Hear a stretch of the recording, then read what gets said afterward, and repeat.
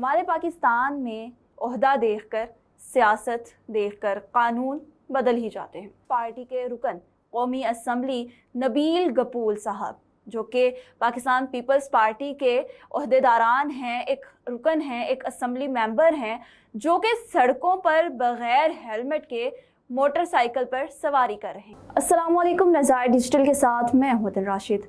नाज़रीन, कानून पाकिस्तान में क्या सबके लिए यकसां है, बराबर है, या कानून सिर्फ ओहदा, सियासत और प्रोटोकॉल देखकर बदल जाता है? हमारे पाकिस्तान में ओहदा देखकर, सियासत देखकर कानून बदल ही जाते हैं।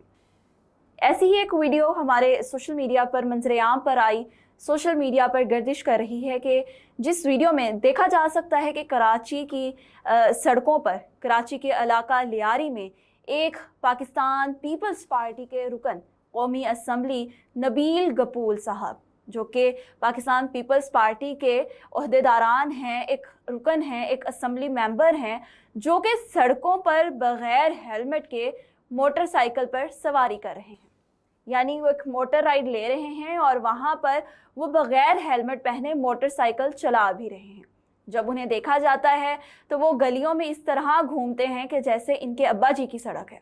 और वहाँ पर जब अचानक देखा जाता है कि इशारे पर पुलिस, जो ट्रैफिक वार्डन वहाँ पर मौजूद होता है, वो उन्हें रोकने के बजाय, उन्हें चालान करने के बजाय उन्हें सल्यूट कर रहा होता है।